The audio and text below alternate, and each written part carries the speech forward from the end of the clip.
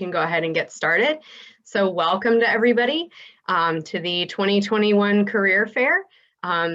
We're sorry that we're still virtual, but we are so glad to see everybody, and we even have some people joining us from all around the country, so that's super exciting. So today, Christina is going to share a little bit. Oh, get back to the right slide.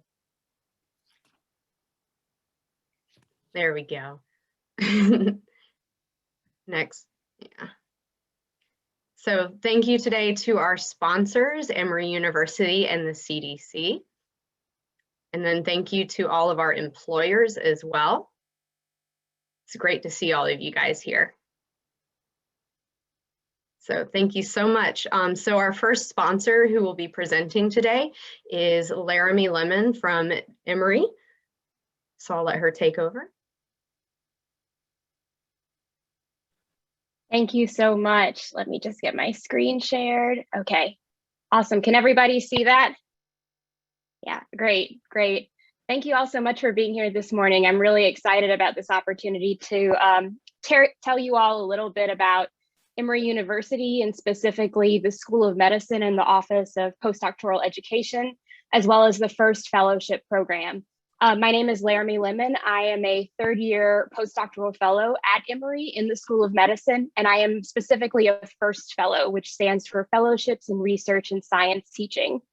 I do research in the biology department over at Emory, and I also have had the opportunity as a first fellow to teach at Spelman College in fall of 2019 and spring of 2020, which I'll tell you a little bit more about in a couple of future slides. Nope. There we go. All right, so what is the first program, or the Fellowship in Research and Science Teaching program, and how does that fit into the Office of Postdoctoral Education, the School of Medicine, and Emory University as a whole? So I'll start from the bottom and work my way up to the global view of the way that this is situated at Emory. And so, like I said, first stands for Fellowships in Research and Science Teaching. And it is, we like our acronyms in science. It is an institutional and IRACTA Career Development Award program, or institutional and academic career development award program. Sorry, it's Friday, it's early.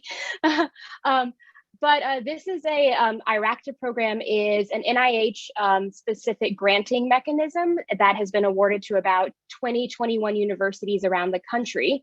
And Emory's IRACTA grant is called the FIRST program. And this grant is unique in that these IRACTA programs combine traditional mentored postdoc research experience with an opportunity to also teach and be mentored in a teaching experience. And so as this teaching component, we develop academic skills, including teaching, we attend workshops, and then we also have a mentored teaching experience at a partner institution. And all of these IRACTA granting mechanisms work the same way around the country. There's typically, a host institution that pairs with mentored partner institutions for the teaching experience.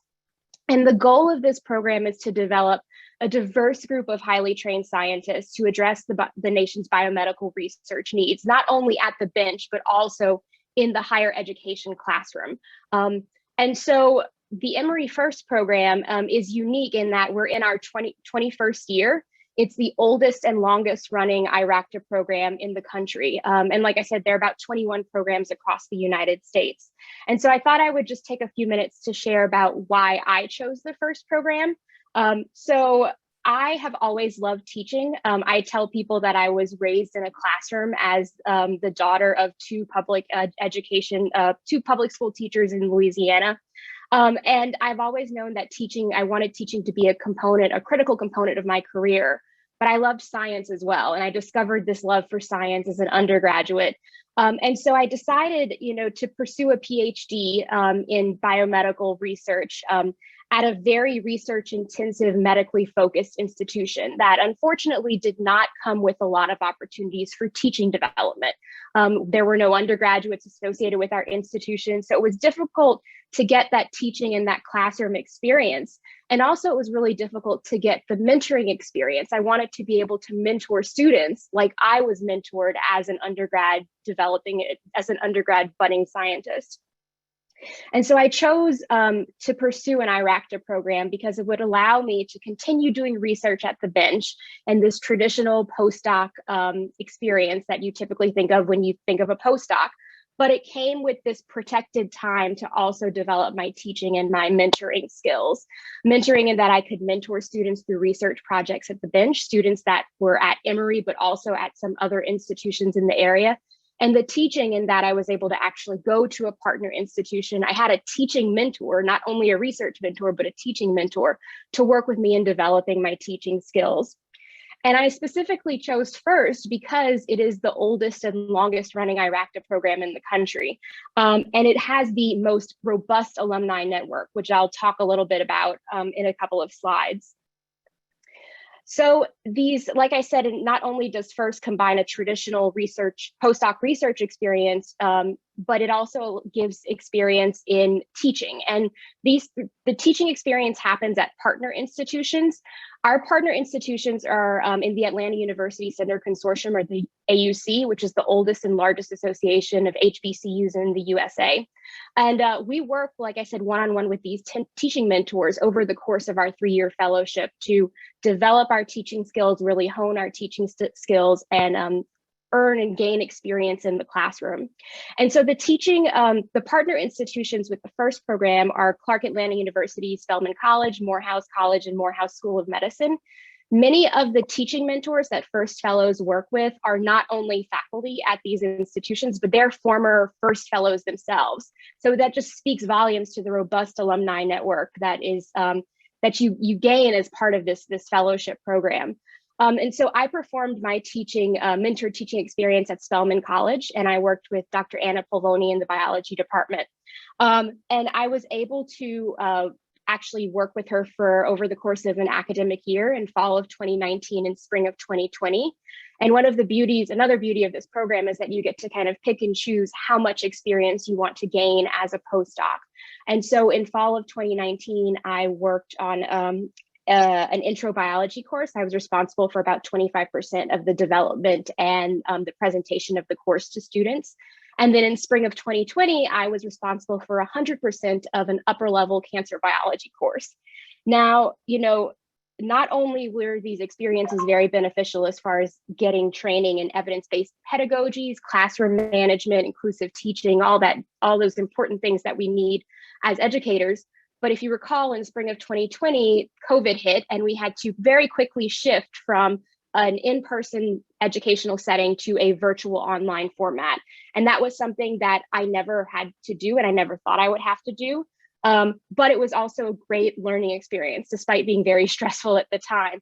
So there is this other component, this very beneficial component that I think I gained as far as career development, and being able to adjust very quickly to these scenarios that might come up in the classroom or in your job overall, quickly adapt and make changes, and end up with a really great product in the end, and a really great class in the end.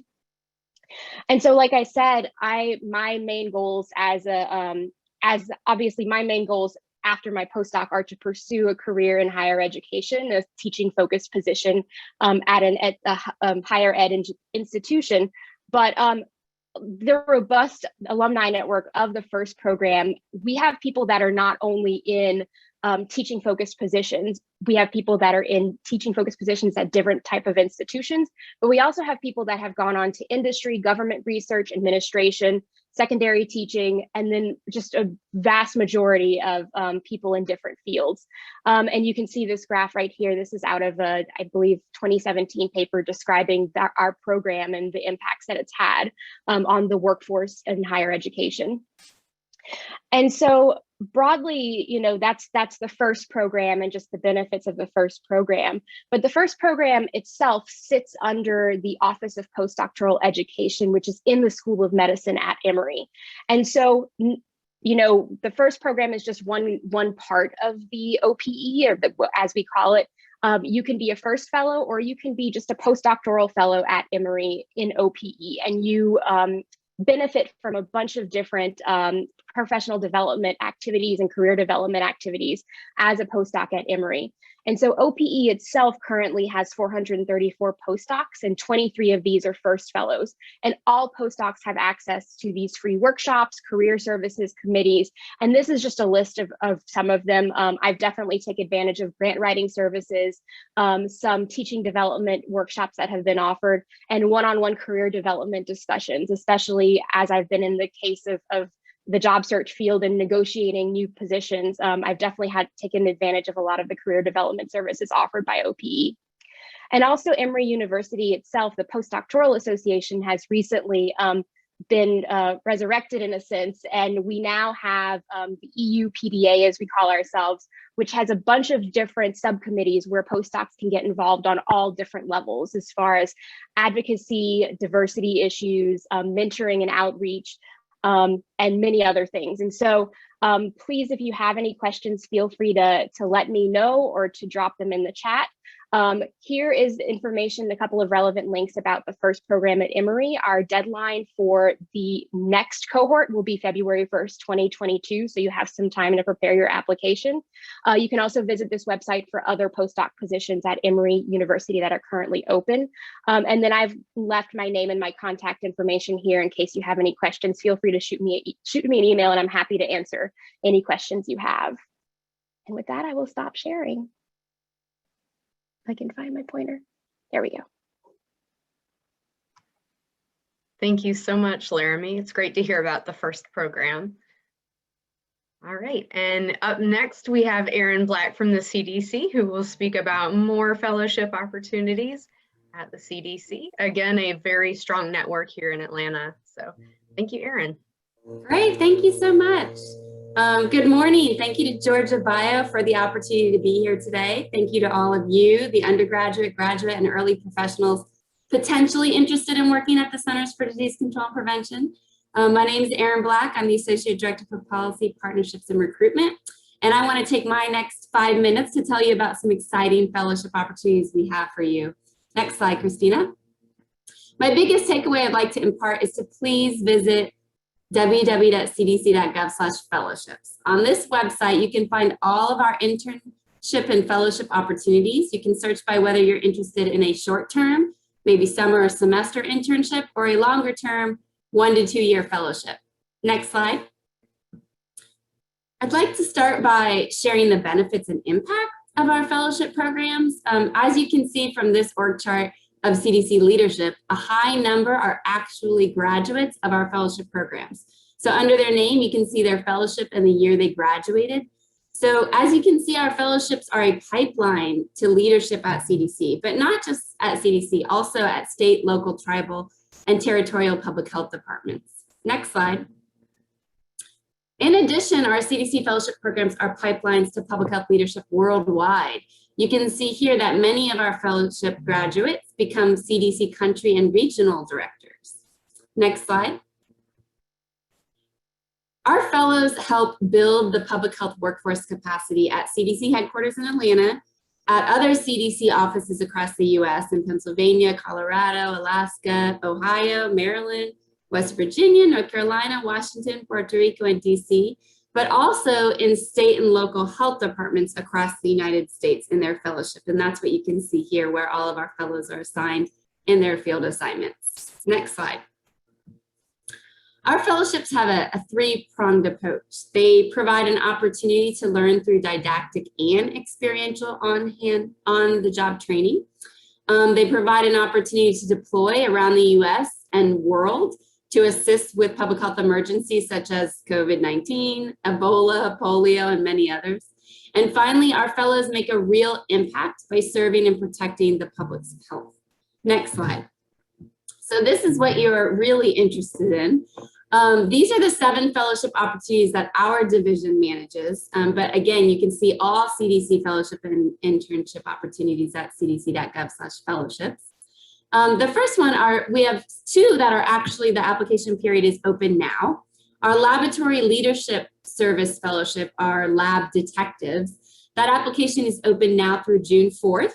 This is for those that have a graduate degree in or are pursuing a graduate degree in lab sciences, such as chemistry, microbiology, genetics, bioinformatics, etc. And this fellowship is to develop laboratory leadership skills in quality and biosafety.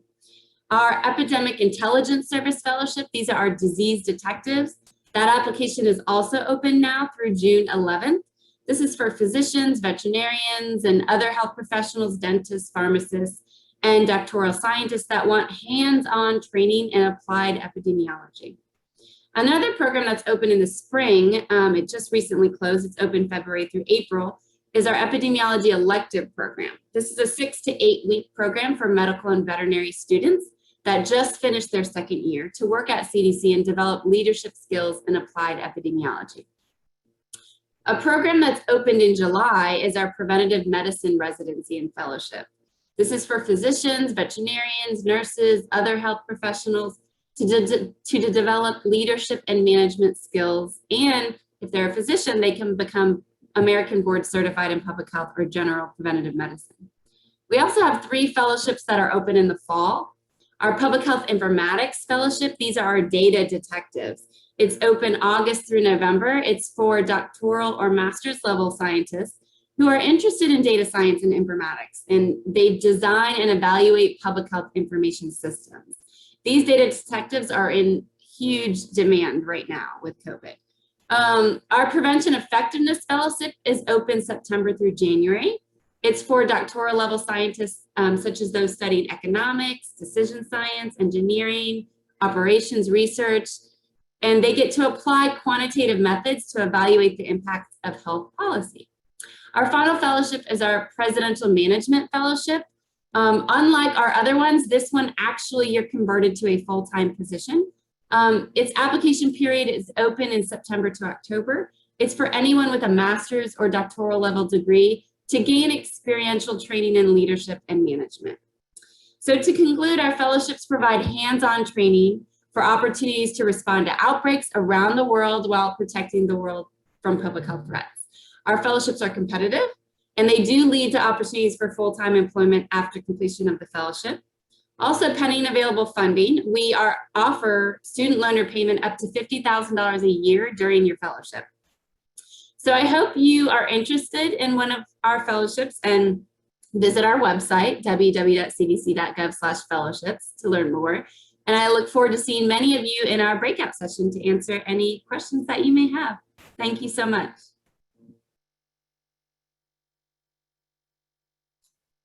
Thank you, Erin. And thank you also to Laramie. This is great to learn about the fellowships. It's such a nice entryway into a career. So your Zoom housekeeping tips are in front of you for now, and we're all just about experts at this. Of course, every time I say that, then I mess something up. But for the most part, you guys are already muted for now. But as we move forward and you move into your breakout rooms, you'll want to unmute and, of course, plan to have your camera on during your interview. If you have any questions once you get into those breakout rooms, you can request the host to join your room and come in there and help you. So in just a few minutes, the interviewers, so the employers, are going to be automatically placed into break rooms and will stay there throughout. And then Bioed Institute and Georgia Bio staff will place all of the interviewees into the rooms.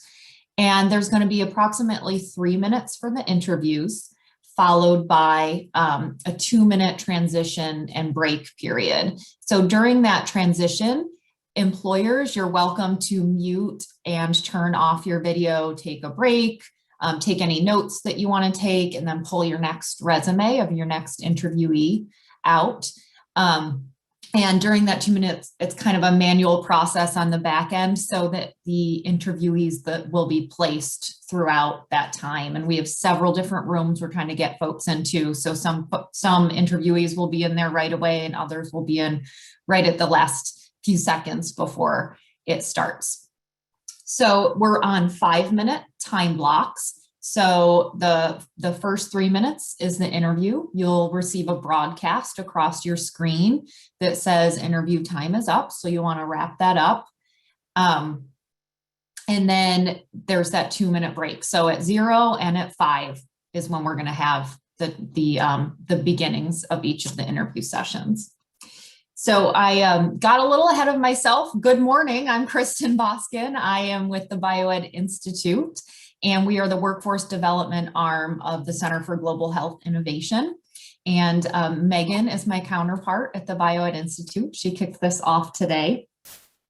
And what we do is we just help to create and give access to a workforce for the life sciences. So for those of you who are here interviewing today, we have a plethora of resources on our website, and I encourage you, just as Erin did, to go to the website and check out all of those resources.